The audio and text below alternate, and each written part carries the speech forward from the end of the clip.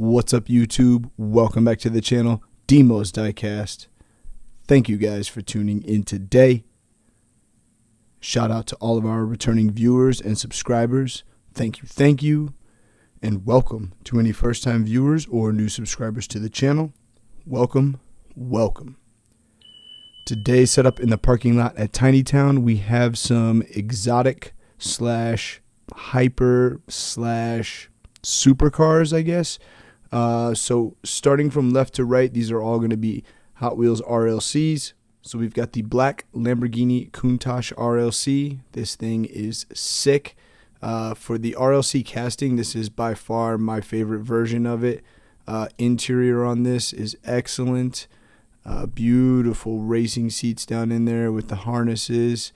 Good detail there on the center console. And of course, the classic Lamborghini scissor doors.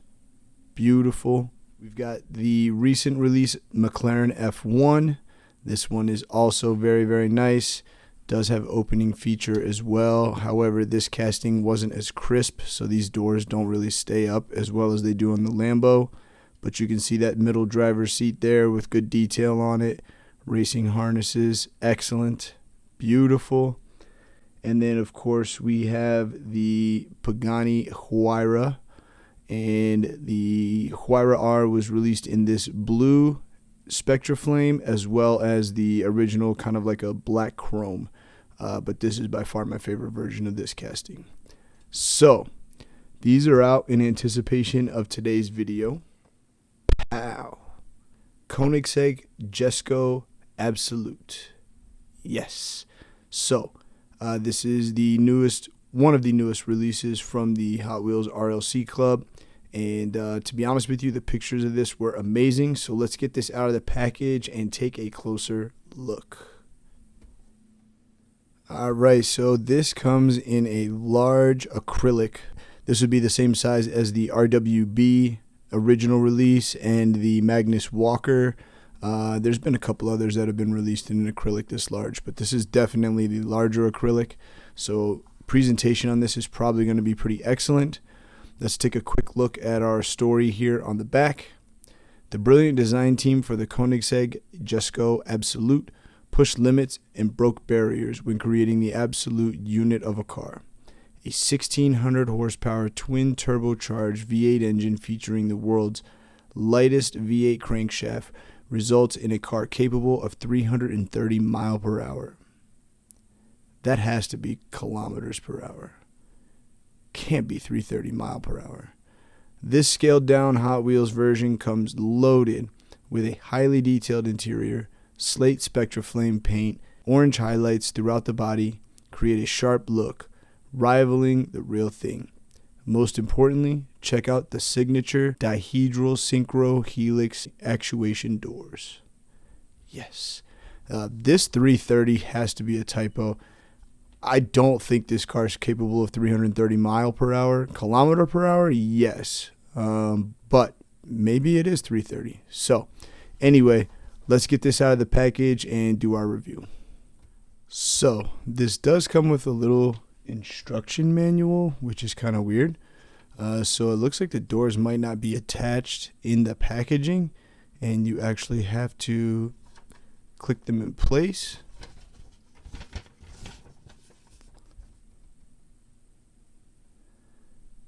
So it opens like a regular door, and then fully out, and then up.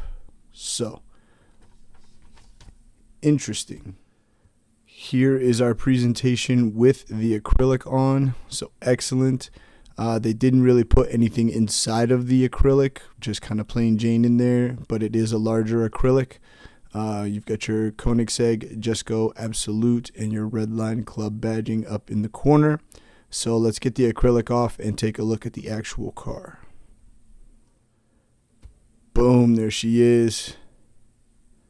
So it looks like these plastic pieces, this piece runs underneath the car and the car is holding it down. So we'll do a quick review with it on the base, and then we'll get it off the base, of course, and check out those opening doors. But man, first impressions are excellent. This is crazy. So right off the bat, that beautiful like black chrome Spectra flame is amazing. We've got some really good headlight detail up here. So your headlight tampos on here and here, they look really straight. You got your Koenigsegg badge with the orange racing stripe straight up the middle. Center windshield wiper there on that large Jesko windshield. Beautiful. Nice front splitter down here. Those wheels and tires are excellent. Absolutely love the black 5-spoke with the red center cap, as well as the tire striping all the way around the sidewall.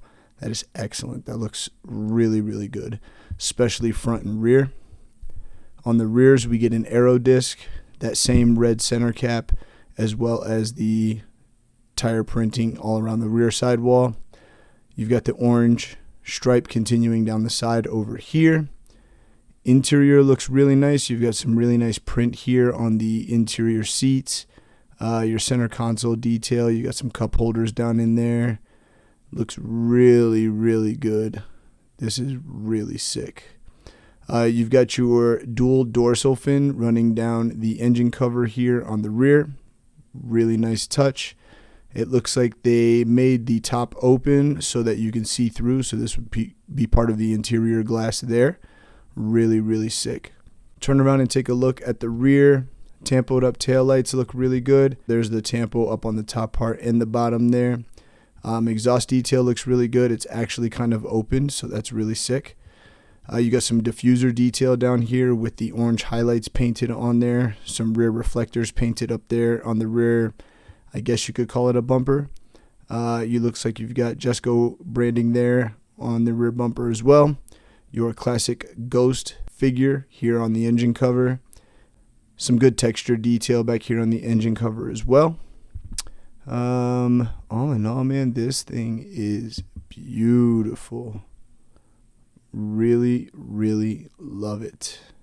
So let's go ahead and get this off the base, and then we'll see exactly how those opening doors work. Of course, a very, very unique door on an exotic car.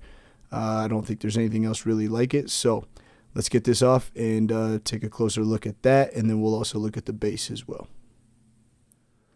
Well, this is a bit disappointing. So I try to get this off of the base, and these screws are in incredibly tight, like unbelievably tight, to the point where it's starting to strip the center of the screw out, which I don't want to do. So I'm going to take a pause, run downstairs. I'm going to go place this in the freezer for about 30 minutes or so.